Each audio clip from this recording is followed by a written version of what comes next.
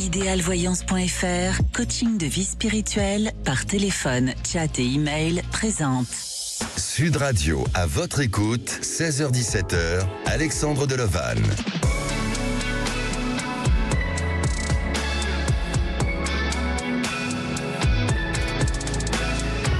Bonjour à tous, je suis ravi de vous retrouver et de commencer cette semaine ensemble. Alors un seul numéro d'appel pour passer à l'antenne, c'est le 0826 300 300.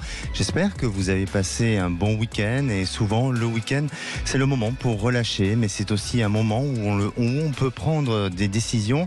Et lors de vos décisions, avez-vous déjà fait confiance à votre écoute intuitive, en se basant bien entendu sur des faits fondés, mais aussi sur votre ressenti, comme si une force en vous vous poussait à prendre une direction ou peut-être autre chose. Alors un ressenti que l'on n'explique pas, mais au fond de vous, vous savez que c'est le bon chemin à suivre.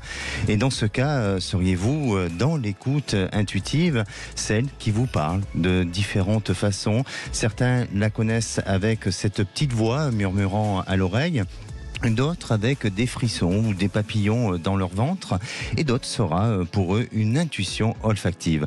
Alors notre esprit et notre mental a cette capacité à construire et à gérer plusieurs intelligences. Et d'ailleurs à 16h30, et comme chaque lundi, nous aurons Laurence Baranski, conférencière, auteure et expert en éveil spirituel. Elle nous parlera des différentes intelligences telles que l'intelligence émotionnelle, l'intelligence intuitive et spirituelle. Alors cette émission est au cœur du sujet puisque nous sommes à votre écoute. À présent, vous pouvez appeler le 0826 300 300, mais aussi échanger, partager vos avis sur le groupe Facebook à votre écoute. Nous sommes en direct live sur YouTube et sur le live de Facebook. Et aujourd'hui, à la réalisation de l'émission, c'est Lucille, au standard Aude et Jordan.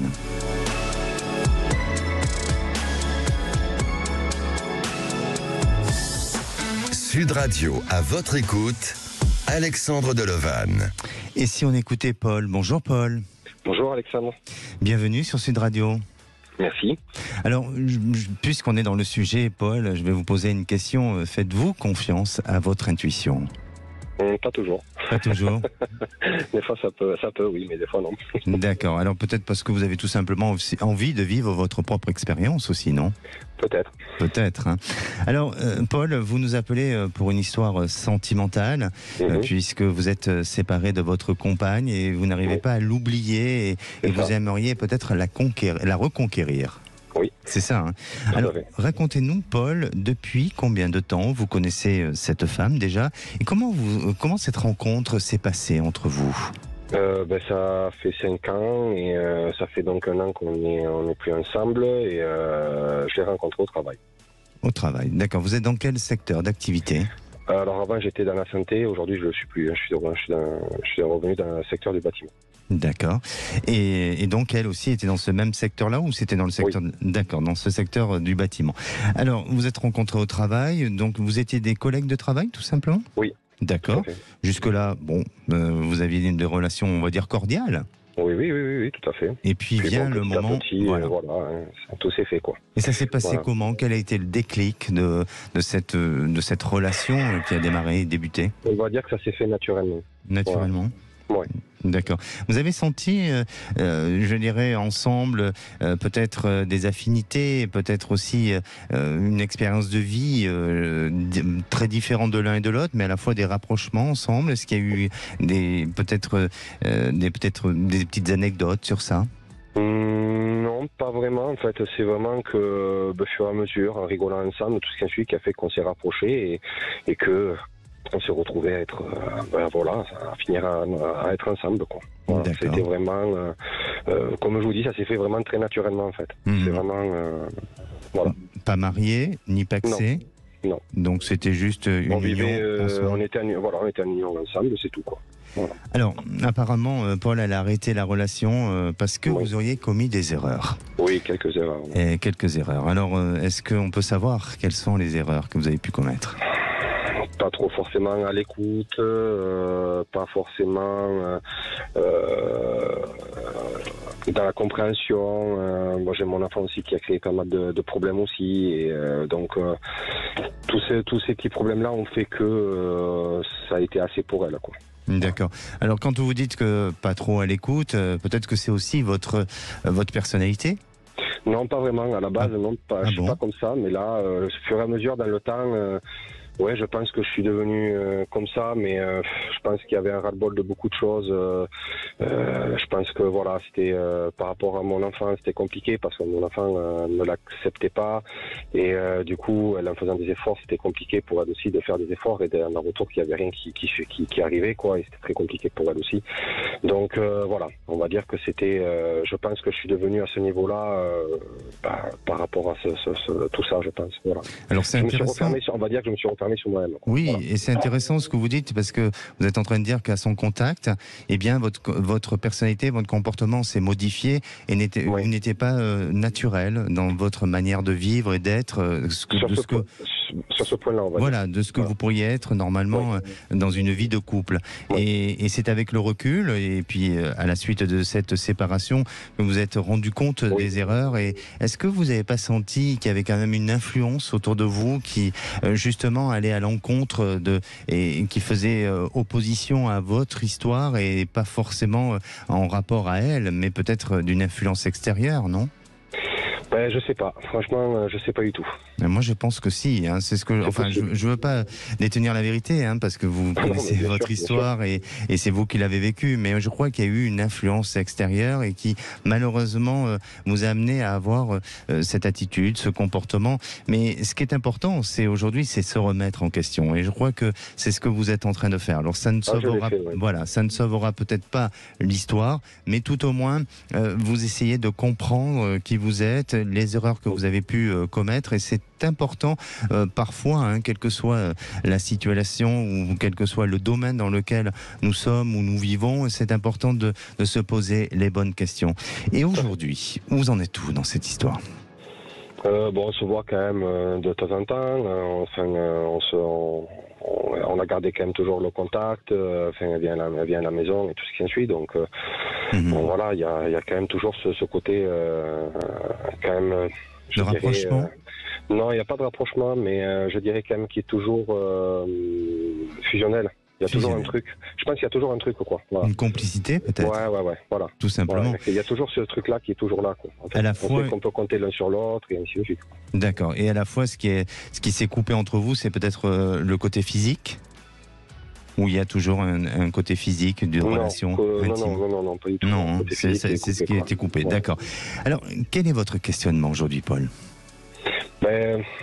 Savoir s'il y a peut-être un futur entre elle et moi, toujours, ou pas. Vous avez cet espoir, hein? Oui. Bon, vous l'avez dit. Comment? Vous l'avez dit. Vous l'avez demandé. Oui, elle le sait. De toute façon, je lui ai déjà dit que si elle voulait revenir, il n'y avait pas de souci, que ma porte était grande ouverte et mon cœur avec. Donc, oui. Et elle vous répond quoi? Au début, elle m'a dit d'accord. Elle a bien entendu ce qu'il en était. Et même encore aujourd'hui, elle sait que j'ai toujours des sentiments pour elle, mais elle ne répond pas. D'accord. Alors, de ce que je ressens, bien sûr, hein, et je ne vous réponds que par rapport à mes ressentis et de ce que je peux vous apporter en termes d'informations, je pense qu'elle vous met à l'épreuve. C'est-à-dire qu'à la fois, elle sait que vous avez fait des erreurs, elle sait que vous êtes en train de vouloir modifier, de vouloir changer les choses, que vous êtes toujours attaché à elle et toujours dans cette volonté de lui ouvrir la porte, puisque de toute façon c'est le cas au quotidien, et elle le sait ça. Donc pour moi, je ne veux pas dire qu'il faut que elle ait le sentiment que tout soit acquis, mais attention de ne pas trop donner non plus. Préservez-vous vraiment, Paul, parce qu'elle le sait.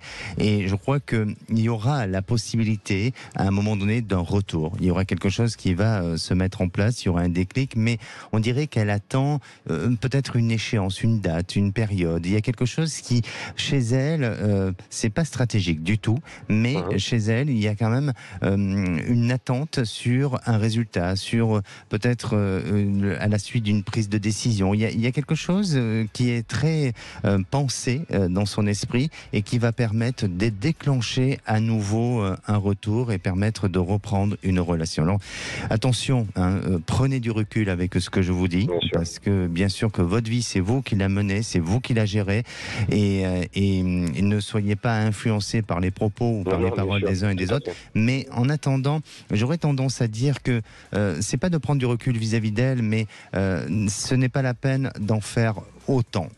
Parce que elle le sait, elle a compris votre désir de réconciliation, votre désir de repartir, et vous verrez que sur cette fin d'année, début d'année prochaine, il y aura un changement positif dans ce sens-là. D'accord. Ok. Il va falloir nous tenir au courant. Je vous rappellerai. Ah oui, alors là, j'y tiens. Ça sera avec un plaisir. Oui, n'hésitez pas à nous tenir au courant. Merci beaucoup, Paul, pour votre témoignage et prenez soin de vous. Merci, Alexandre, de même. Merci. Allez, on vous attend au standard au 0826 300 300. On se retrouve dans quelques minutes avec Isabelle qui essaie de guérir d'une relation harcelante. C'est pas évident. À tout de suite. Sud Radio, à votre écoute, 16h-17h, Alexandre Delovan. Et de retour sur Sud Radio, merci d'être à l'écoute de cette émission, une émission de confiance, de partage, de guidance et d'accompagnement et surtout de confidence comme Isabelle que l'on retrouve dans quelques instants. Mais avant tout, le saviez-vous que l'ego et l'intuition cohabitent dans votre esprit? Il est donc indispensable de dissocier les deux pour prendre une bonne décision. Alors vous souhaitez témoigner et poser des questions, c'est au 0826 300 300. Et si on écoutait à présent les confidences justement d'Isabelle. Bonjour Isabelle. Bonjour Alexandre. Bienvenue sur Sud Radio. Merci. Isabelle, une petite question, la question du jour. Faites-vous confiance à votre intuition? Beaucoup, oui. Beaucoup. Et est-ce que d'après vous, parfois vous vous trompez? Disons qu'il faut que je fasse confiance à mon intuition première. Il ne faut pas que... en général, j'ai quand même de l'intuition. Mais sur les premières impressions, il ne faut pas trop que je réfléchisse. Donc, oui, en général, je fais confiance quand même à mon intuition. Bien sûr. Alors, il n'y a pas de fausse intuition. Souvent, quand on se trompe et qu'on a l'impression d'avoir eu une mauvaise intuition, c'est parce qu'on a été sur une réaction émotionnelle et on a analysé quelque chose d'une réaction émotionnelle et pas forcément sur l'intuition. Mais c'est très difficile d'arriver à trouver entre l'intuition et les émotions, et ça, c'est pas évident. Alors, on va revenir à votre sujet, Isabelle. Vous êtes restée 12 ans avec votre compagnon, vous n'étiez pas marié ni pacsé, vous étiez juste en couple, mais ça a été compliqué. Vous ne vous accordiez plus ensemble, il vous a trompé plusieurs fois, et à chaque fois, vous l'avez pardonné. Psychologiquement, ça a été dur pour vous, il était là et pas là, et était même souvent absent, et puis en octobre 2022, vous êtes définitivement séparés. Alors aujourd'hui, vous avez décidé de tourner la page, vous avez même déménagé de région pour vivre cette rupture avec beaucoup plus de recul, mais il a continué à vous harceler avec des coups de fil, des mails qui ont été plutôt intempestifs. Isabelle, racontez-nous un petit peu comment déjà vous vous êtes rencontrée avec cet homme et comment cette relation a évolué et pourquoi cet homme a vécu autant d'infidélité et il est aussi difficile à vivre avec vous. Alors, on s'est rencontrés sur un réseau social, en 2010. Moi, j'ai quitté ma région de Dordogne pour habiter en Gironde. J'ai trouvé un travail donc j'ai tout quitté pour habiter avec lui. Ensuite, dans les 2 premières années de notre relation, c'est lui qui a voulu me quitter parce qu'il trouvait que j'étais pas assez femme d'intérieur, pas assez investie. Et puis donc je devais repartir, donc c'était quand même assez compliqué. Et puis, pardonnez-moi Isabelle, quand on parle de femme d'intérieur, c'était quoi de ce qui vous reprochait? La cuisine essentiellement, plutôt la cuisine, le repas, préparer. C'était pas tellement le ménage, c'était plus cuisine quoi. D'accord, ok. Chercher une maman? Je pense. Bien. Et ensuite Et puis donc, après, il m'a demandé de rester, donc je suis restée. Et puis on est parti dans une vie trépidante avec le travail, les loisirs, enfin tout ça, les enfants, les petits-enfants, enfin ses petits-enfants, ma fille, sa fille. Et puis, donc, il y a un moment, moi, j'ai des projets, j'ai des envies de réalisation, de gîtes, de maisons d'hôtes, tout ça. Et lui, il ne me suivait dans rien, dans tout ce que si j'avais décidé de planter quelque chose, c'était pas ça. Enfin bon, on était en désaccord quand même assez souvent. Et donc, moi, je pensais quand même me séparer au bout de 9 ans. Oui. Et c'est là que lui, donc, il est parti en 2 mois, il est parti voir ailleurs sur un site de rencontre. Il a trouvé quelqu'un. D'accord. Et donc, moi, j'avais décidé donc de rester avec lui. Et donc, c'est-à-dire que lui, il voulait me quitter. Donc, moi, j'ai voulu déménager. Il m'a demandé de rester. Après, quand je restais, il me retrompait. Donc, je repartais. Enfin, Oui. après, il me demandait de rester. Je repartais. Enfin, ça a duré 4 ans. Ça a duré 1 an et demi. Comme ça. C'est-à-dire que moi j'étais je vivais dans mes cartons faits, des faits, refaits. Je retrouvais des locations, ils me demandaient de rester. Enfin, c'était infernal, quoi. Hein, c'est déstabilisant. Très déstabilisant. Donc ça horrible. Et donc du coup là, la dernière fois où il est reparti avec elle, encore une fois. Donc là, j'ai décidé de m'en aller définitivement et je ne suis pas revenue sur ma position. D'accord. Et à partir de là, ça a été alors déjà au départ, ça a été des messages téléphoniques. Je pense que j'ai dû en recevoir 50 par jour, des messages, des appels, c'était impressionnant. Et donc après, il s'est rendu donc où j'étais hébergée. Après, donc moi j'ai mis le holà. J'ai déposé une main courante, je l'ai tenu informé et puis depuis, je l'ai stoppé au niveau des appels téléphoniques, mais il m'envoie toujours des mails parce que j'ai pas pu radier mon adresse mail à cause de tout ce qui est administratif. Et là, c'est des mails tous les jours, plusieurs fois par jour. Alors, je tiens à préciser, pardonnez-moi, Isabelle, vous êtes partie de la région. Vous avez carrément. Oui, c'est-à-dire que j'étais dans une région et je suis partie à 800 km pour mettre de la distance. Et malgré tout, il n'a pas voulu intégrer l'information de cette rupture. Et il a continué à persévérer, à persister. C'est ce qu'on appelle un peu. Enfin, pour vous, vous ressentez ça comme du harcèlement. C'est-à-dire que là, il y a eu un moment, j'avais tellement de messages et d'appels téléphoniques, ça me faisait un peu peur. Je trouvais que c'était exagéré, même si on tient à quelqu'un. Je trouvais ça exagéré, parce que c'était quand même, au niveau des appels et des messages, c'était pratiquement tous les 2 minutes. Hein. Bien sûr, mais à la fois, de ce que vous racontez, en fonction de votre témoignage, ce que vous racontez, ça manque de stabilité, ça manque de régularité, d'équilibre dans cette histoire, et tout était vécu un petit peu avec certaines extrêmes, vous voyez.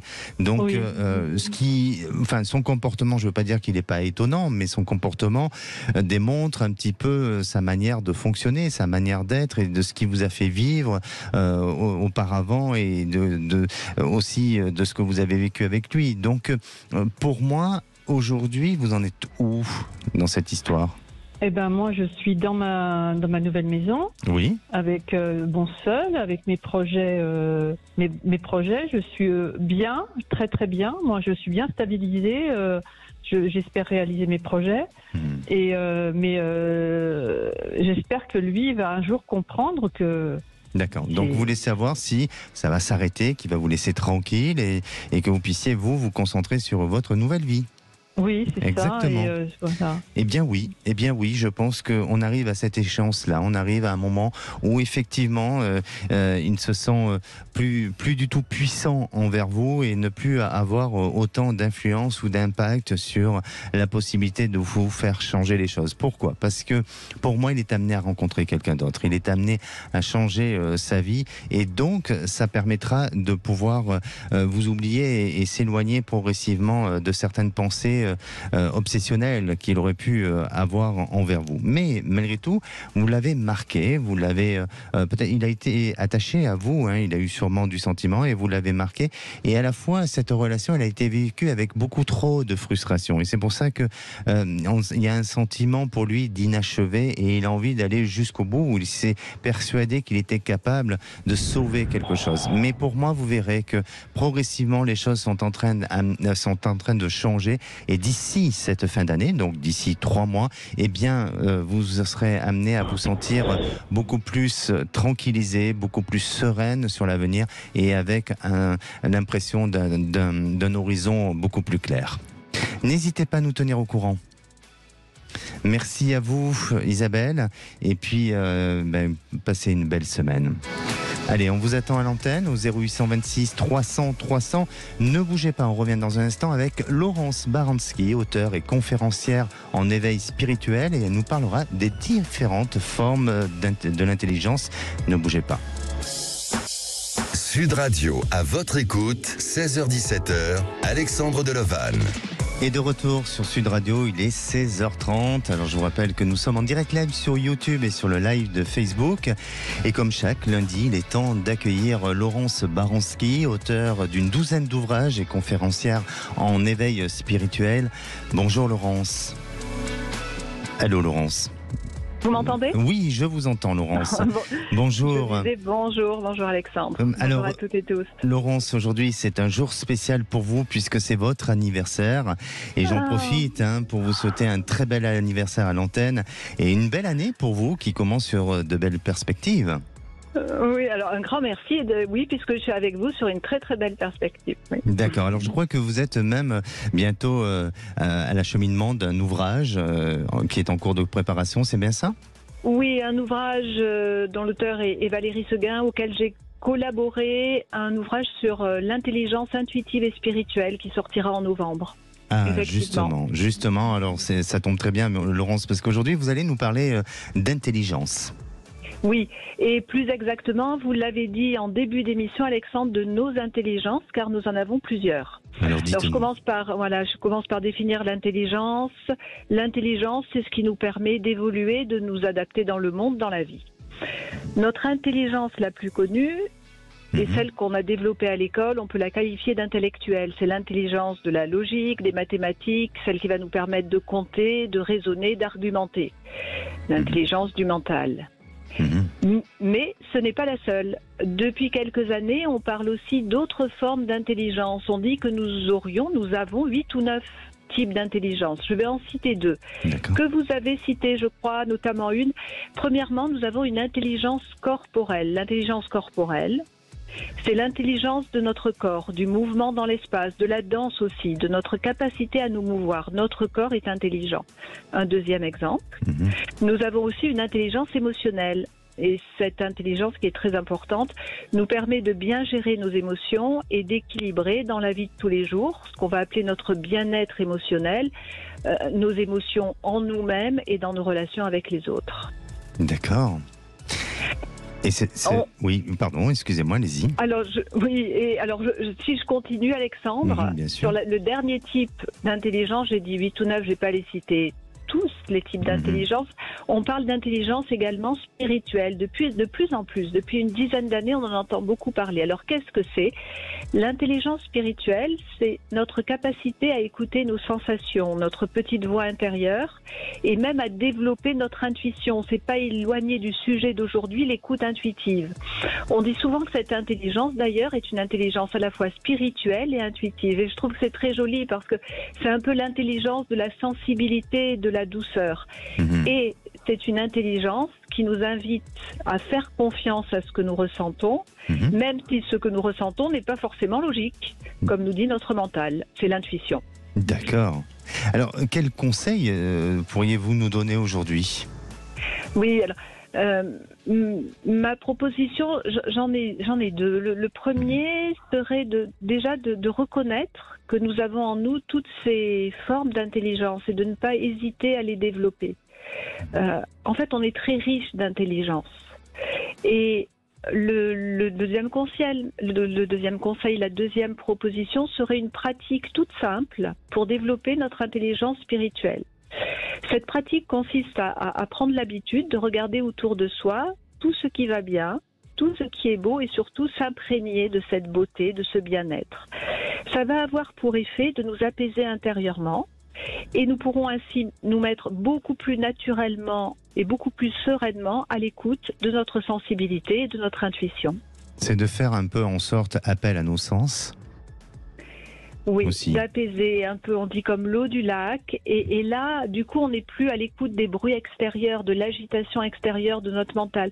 Hop, on arrive à l'écoute de nous-mêmes et on écoute ce qui vient. Et comme vous l'avez dit, ça peut être olfactif, ça peut être une sensation, un tremblement, comme une voix intérieure. Et qu'est-ce que c'est ? C'est l'intuition. Merci Laurence Baranski, merci pour ces bons conseils et pour toute cette définition de l'intelligence. Alors on vous retrouve lundi prochain pour de nouveaux conseils et de nouveaux exercices à faire au quotidien. Et très bonne semaine à vous Laurence. Merci. Merci à vous aussi. Au revoir Alexandre. Merci. Et à présent on va écouter Josiane. Bonjour Josiane. Bonjour Alexandre. Bienvenue sur Sud Radio. Merci. Je vous appelais par rapport à mon fils. Alors justement Josiane, pardonnez-moi, je vais peut-être prendre un petit peu le relais. Vous avez votre fils qui s'appelle Axel, si on peut le nommer. C'est ça. Il est actuellement à Prague et se remet en question sur sa vie professionnelle.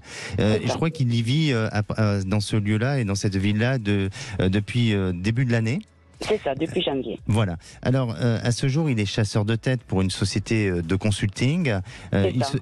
Ça se passe bien pour lui. Alors ça se passe bien et bon, c'est vrai que maintenant il aimerait bien retourner en France parce que bon, il a sa copine aussi en France et que bon, ça va faire, il veut y rester à Prague jusqu'à la fin de l'année et puis il aurait une autre opportunité mais qui n'est pas encore sûre en France. Donc voilà, il sait pas trop qu'est-ce qu'il vaut mieux qu'il prenne parce que bon, la société d'international de recrutement sur Prague veut le garder.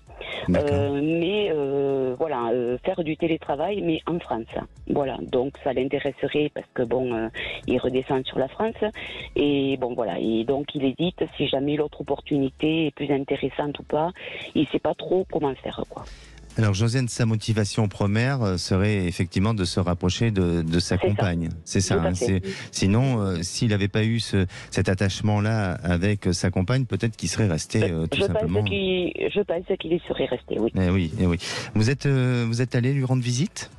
Non, pas du tout. Pas du tout. Donc, vous ne connaissez pas cet endroit-là ? Non, pas du tout. Il faut peut-être le faire avant que votre fils revienne en France. Alors, aujourd'hui, vraiment, il est donc il a combien de propositions ? 3 propositions, c'est ça ? Non, il a deux propositions. D'accord, ok. Voilà. Je pense qu'il en aura une troisième.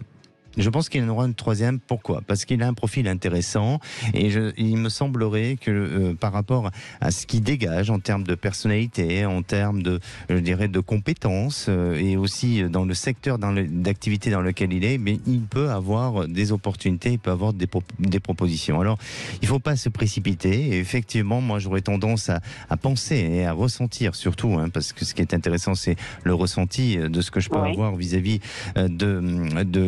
si je dois me projeter sur le devenir de votre fils, eh bien, c'est de garder ce qu'il a aujourd'hui, mais de le transformer en autre chose, c'est-à-dire à le faire évoluer. Pourquoi ? Parce que il a des repères, il est dans un climat de confiance et surtout il est apprécié aussi par la structure.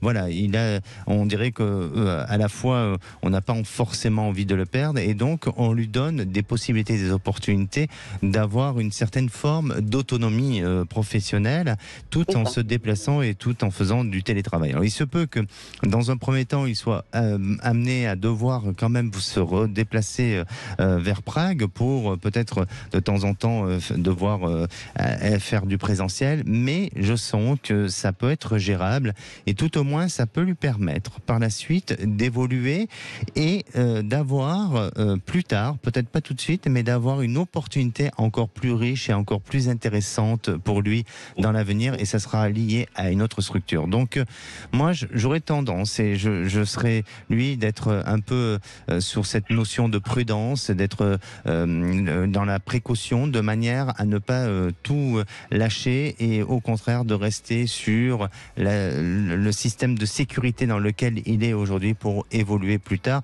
et se laisser cette opportunité et cette possibilité de se rapprocher de sa compagne et puis aussi de ses liens de famille, parce que je sens qu'il a besoin de vous retrouver, il a besoin de se rapprocher aussi de sa famille, même si c'est un petit noyau, mais il a besoin de retrouver cette proximité-là. D'accord, ok. Donc ça va se décider, les choses vont se mettre en place et j'ai le sentiment que là, ça peut très vite changer, bouger d'ici 2 mois. D'accord. Et par rapport à lui, il aurait voulu savoir aussi si vous pensiez qu'un jour il pourra se mettre à son compte et tout, parce que c'est son rêve de pouvoir faire quelque chose de lui-même. Oui, et c'est peut-être pour ça qu'il aura une très bonne opportunité plus tard, qui l'amènera à évoluer, à grandir et à s'épanouir comme il le souhaite, et ça peut faire partie de ce projet-là pour lui. Mais en tous les cas, je le sens en ascension, je le sens évoluer, je le sens avoir de grandes capacités. Donc qu'il ne doute pas de lui, et ce qu'il vit aujourd'hui est une belle expérience et ça lui portera chance pour l'avenir. D'accord, très bien. Merci Josiane. Merci beaucoup. Merci. À très bientôt, merci. Au revoir. Sud Radio, à votre écoute, Alexandre Delovanne. Et la parole est à Louise. Bonjour Louise. Bonjour Alexandre. Bienvenue. Je suis très contente d'être avec vous. Oh, c'est gentil, j'aime beaucoup votre voix, elle est douce. Bonjour, bienvenue sur Sud Radio. Merci beaucoup. Alors Louise, vous aimeriez avoir des réponses et peut-être une guidance sur une procédure juridique concernant la vente de votre maison. Voilà. Apparemment, cette vente a été suspendue ce jour et cette histoire a démarré il y a tout juste 1 an. Vous avez mis en vente votre maison et vous êtes tombé sur un couple marié qui souhaitait acheter votre maison cash. D'accord, c'est bien ça. Oui. Oui, tout à fait. Et les problèmes ont commencé le jour où vous avez convenu ensemble le lieu d'entrée de ces nouveaux propriétaires dans votre maison. Oui. Alors, à ce jour, vous êtes dans une procédure juridique et depuis combien de temps vous êtes dans cette procédure ? En fait, alors je vais essayer d'être claire, excusez-moi. Oui, bien sûr. En fait, on devait signer chez le notaire, puisqu'on était d'accord sur le montant de la maison, puisqu'elle n'est pas qu'à moi la maison, elle appartient aussi à une partie à mon ex-mari. Donc nous avions convenu du prix, très bien. On devait aller signer chez le notaire avant le 30 juillet. Ils n'ont pas voulu y aller pour une raison que je ne sais pas. Voilà. Et entre-temps, je me suis rendu compte qu'en fait, je ne voulais plus vendre la maison parce qu'ils m'ont, ils refusaient de faire une vente longue, par écrit. Ils me l'ont dit verbalement, mais par écrit, ils ne voulaient pas l'écrire, quoi.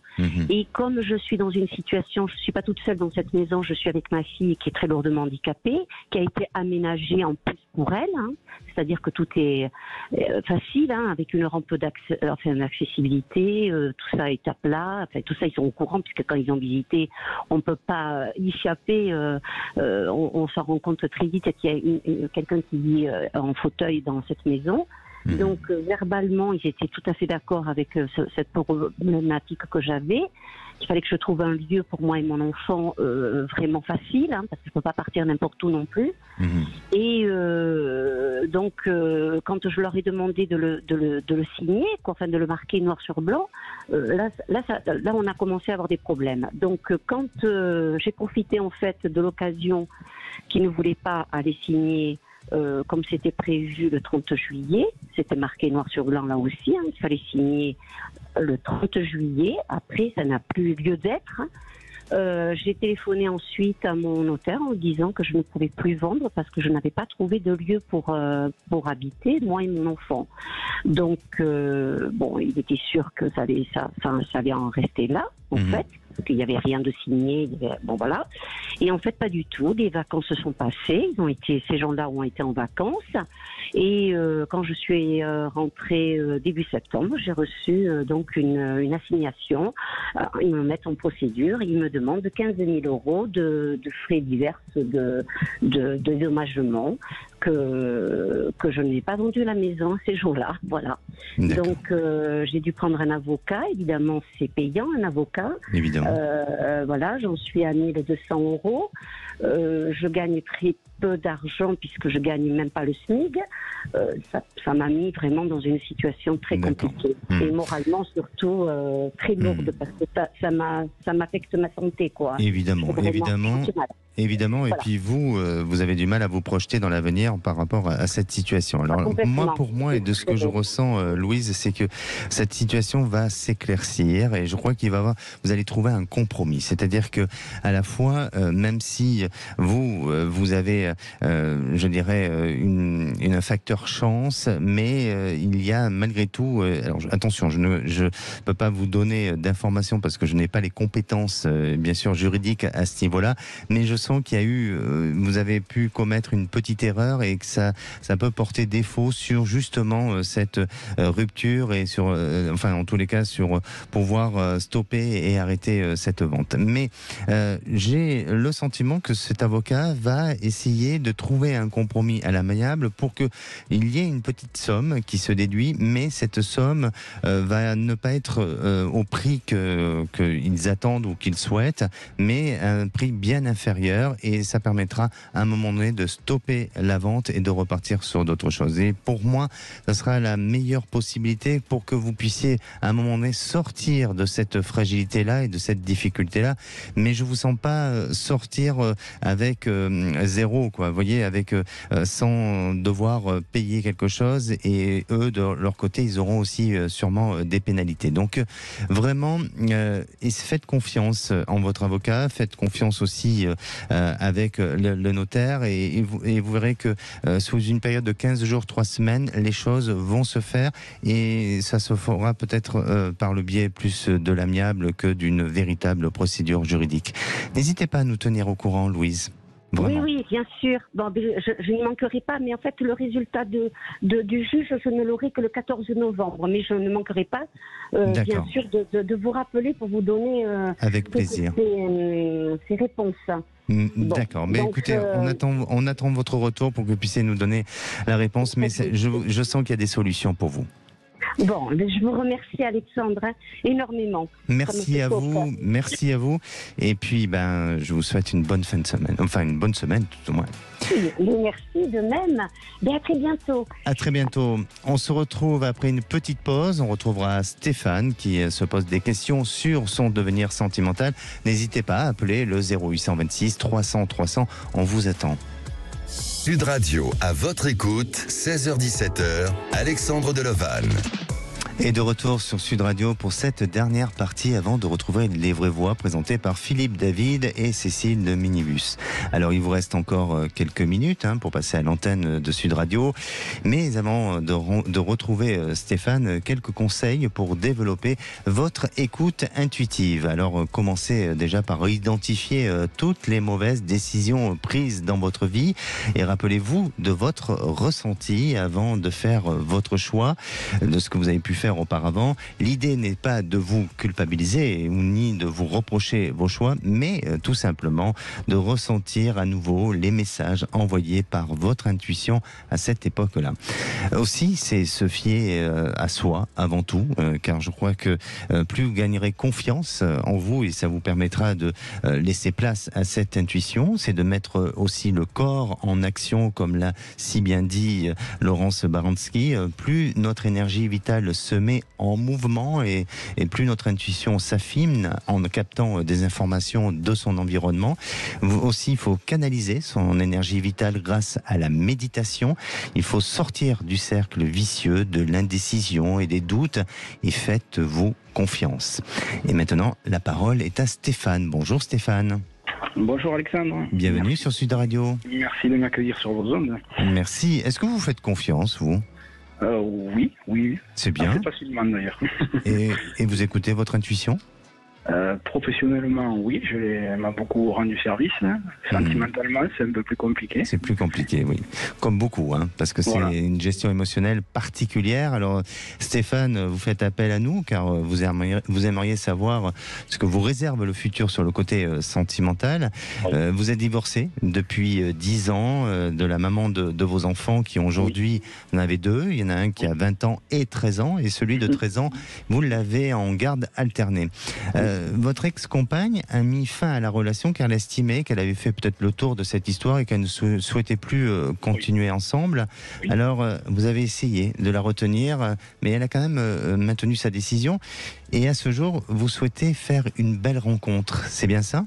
C'est exactement ça, oui. Alors, mais écoutez, on lance l'appel. Si jamais une personne célibataire entend votre témoignage, c'est peut-être pour vous ce jour de chance. Mais en attendant, on va faire quand même appel à mon sens intuitif. Oui. Alors, déjà, de quelle ville vous nous appelez, Stéphane ? Je suis sur la région toulousaine. Toulousaine. Je peux vous demander votre âge ? 44. Et vous êtes célibataire depuis combien de temps ? Attention, je ne recrute pas. Attention. Ça fait depuis 5 ans. Depuis 5 ans. Qu'est-ce que vous recherchez comme profil, comme idéal de vie ? Pourquoi vous doutez ? Pourquoi vous avez du mal à trouver quelqu'un aujourd'hui ? C'est quand même compliqué de trouver la bonne personne et on se pose toujours des questions. Est-ce que c'est la bonne ? Et voilà, après je suis pas très site de rencontres, donc c'est pas évident. Mais vous faites déjà des rencontres quand même ? Oui, parce que je suis épanoui, niveau associatif, j'ai plein d'activités, mais c'est vrai que autour de moi il n'y a pas grand monde tout le monde est en couple, voilà quoi. D'accord, mais vous avez eu quand même, depuis cette séparation avec votre ex-femme, vous avez eu quand même des histoires qui ont démarré, qui ont évolué un peu Oui. Il y a 5 ans, j'avais rencontré quelqu'un qui était très très très attaché à moi, mais bon, malheureusement pour elle, moi j'étais tout simplement pas prêt, et voilà. Et j'ai pas su la garder, quoi. D'accord. C'est bizarre parce que, je sens une émotion chez vous d'une femme du passé que vous n'arrivez pas à lâcher, effectivement. Alors, je ne sais pas si c'est lié à elle, mais vous n'avez pas fait le deuil.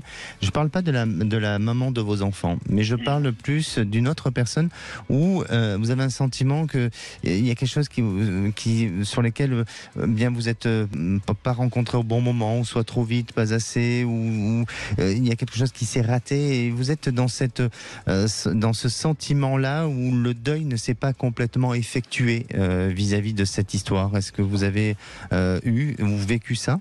Non, j'ai pas l'impression, je sais pas. D'accord. Alors peut-être que c'est dans votre inconscient, mais en attendant, il y a toujours quelque chose qui vous enferme, mais dans une certaine forme, je dirais, de solitude. Pas de solitude dans vos actions au quotidien, parce que je vous sens au contraire être très dynamique et avoir l'envie de faire plein de choses, mais sur le plan émotionnel et affectif, réfléchissez, parce qu'il y a quelque chose qui n'a pas été complètement évacué à ce niveau. Alors, ça ne veut pas dire que vous n'allez pas rencontrer quelqu'un dans l'avenir, pas du tout. Mais je vous sens devoir peut-être vous libérer de quelque chose à ce niveau-là, et vous allez pouvoir y arriver le jour où vous allez faire cette belle rencontre. Et cette belle rencontre, elle arrive pour moi sur la période du début de l'année prochaine. Et je dirais même peut-être un peu avant, mais par précaution, je sens plus sur 2024, où là, vous êtes vraiment dans le même état d'esprit, tous les deux, dans cette même volonté de fonctionner, d'avancer, d'évoluer, de vous reconstruire ensemble et de repartir dans un climat de confiance, ou en tout cas de partir, parce que ce ne sera pas un retour affectif, mais de partir ensemble sur un climat assez confiant et assez positif. Et ça, vous verrez qu'à partir de ce début de l'année prochaine, vous êtes dans un changement émotionnel et affectif. Mais retenez ce que je vous ai dit. Oui. Vraiment. D'accord ? D'accord. N'hésitez pas à nous faire un retour. Eh bien, c'est gentil, je vous remercie. Merci à vous, Stéphane, et au plaisir. Au revoir. Et pour conclure, je dirais, l'intuition n'est pas à court d'idées pour nous rendre heureux. Allez, on se donne rendez-vous demain. Je vous attends à présent sur le groupe À votre écoute de Facebook pour les conseils du jour, des extraits de l'émission, ainsi que tous vos commentaires. Prenez soin de vous. Et bonsoir Philippe. Bonsoir Alexandre Delovan. Vous avez passé un bon week-end ? Excellent, surtout avec la victoire des Bleus. Et oui, excellent. Ah, fabuleux. Ah oui. Gros match. Ça embellit le cœur de tout le monde. Oui, et puis d'ailleurs, on est tous les soirs à 20h au cœur de la mêlée, après les vraies voix de Sud Radio. Au menu ce soir, c'est l'actu très lourde, le Maroc. La gestion de l'aide humanitaire par le Maroc est-elle politique ou logistique ? On voit que la France n'a toujours pas eu de demande de secours, alors que des pays comme l'Espagne ont déjà envoyé des secours là-bas et on ira en direct de Marrakech et en direct de l'épicentre du séisme. On aura 2 intervenants là-bas pour nous raconter ce qui se passe réellement au Maroc, qui est durement frappé, plus de 2000 morts déjà à l'heure où on se parle. À 18h30, c'est Gérald Darmanin qui en a parlé, un risque potentiel de nouvelles tentatives d'attentat en France, alors qu'on est en pleine Coupe du Monde de rugby et qu'on est une date clé du terrorisme, le 11 septembre. Rappelons que ça fait 22 ans aujourd'hui qu'avaient lieu les attentats de New York et de Washington. Et on pose cette question: JO Coupe du Monde, sommes-nous suffisamment armés pour déjouer les attentats? Nos vraies voix du jour aujourd'hui: Philippe Bilger, Jean-Michel Fauvergue et Tom Conan. Et vous, bien sûr, au 0826 300 300. Bonne émission.